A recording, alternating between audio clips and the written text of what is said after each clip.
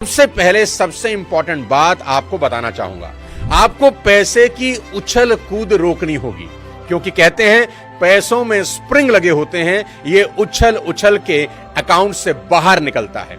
एक कहानी से आपको समझाता हूं। एक सन्यासी भिक्षा मांगकर पेट भरता था और बचे हुए भोजन को खूंटी पर टांग देता था। वो एक चूहे से बेहद परेशान था, जो रोज आकर उस खूंटी से रोटी गिराकर खा जाता था। एक दिन उस सन्यासी ने इस प्रॉब्लम को दूर करने के लिए खूंटी दीवार पर थोड़ी ऊपर टांग दी और उसमें रोटी रख दी। चूहे ने एक छलांग लगाकर उस ऊंचाई से भी रोटी खा ली। एक दिन उस सन्यासी का दोस्त उससे मिलने आया तो उसने चूहे की प्रॉब्लम अपने दोस्त को बताई। दोस्त ने कहा, नॉर्मल चूहे में इतनी ताकत नहीं हो सकती कि वो इतनी ऊंचाई पर छलांग लगा दे। इसका बिल चेक करो, जिस बिल में ये रहता है जरूर उसमें कोई खजाना छिपा होगा और उस खजाने की ताकत से ही ये चूहा इतना उछल रहा है। जब सन्यासी और उसके दोस्त ने कुदाली लेकर चूहे का बिल खोदना शुरू किया तो सचमुच वहां खजाना था और उन्होंने वो खजाना वहां से निकाल दिया। उनके खजाना निकालने के बाद चूहा अब ऊंचाई तक छलांग नहीं लगा पा रहा था। सन्यासी के दोस्त ने कहा, चूहा अपने आप नहीं, इस धन के बल पर ही उछल कूद कर रहा था।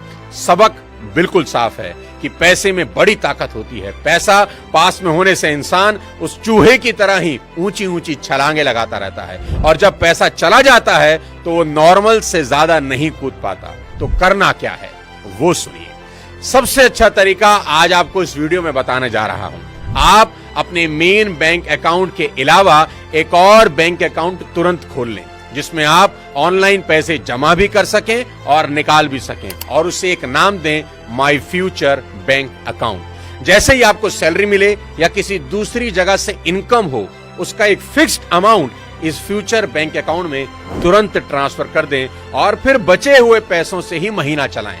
और अगर महीना चलाने में पैसे कम पड़ रहे हों तो इसी फ्यूचर बैंक अकाउंट से लोन लें। बस शर्त इतनी सी है कि इस लोन को अगले महीने इंटरेस्ट के साथ वापस जमा कर दें, वो भी 10% इंटरेस्ट के साथ। इतने ऊंचे इंटरेस्ट पर लोन लेने के बाद आप अगली बार इस फ्यूचर बैंक अकाउंट से लोन लेना पसंद ही नहीं करेंगे। अब आपकी चादर थोड़ी छोटी कर दी मैंने, इसलिए शुरू में आपको पैर पसारने में दिक्कत आएगी, लेकिन कुछ ही समय के बाद आपको इसकी आदत पड़ जाएगी।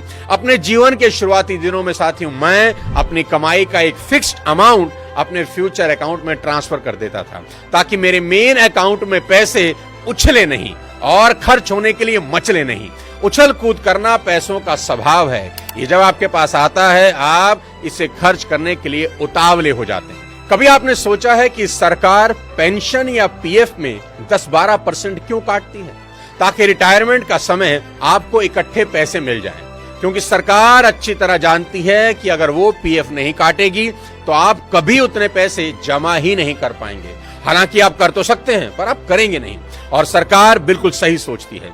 तो सोचने वाली बात यह है कि अगर सरकार आपके फायदे के लिए आपके ही पैसे बचा सकती है, तो आप अपने फायदे के लिए अपने पैसे क्यों नहीं बचा सकते? इसलिए पैसा पास में आते ही अपने फ्यूचर बैंक अकाउंट में इसे तुरंत ट्रांसफर कर देना चाहिए और उस पैसे को सही समय आते किसी सही जगह इन्वेस्ट भी करना चाहिए। अगर इस फ्यूचर बैंक अकाउंट में कम पैसा भी है तो भी आपको इन्वेस्टमेंट स्टार्ट कर देनी चाहिए, ताकि आपको इन्वेस्टमेंट करने की आदत लग सके।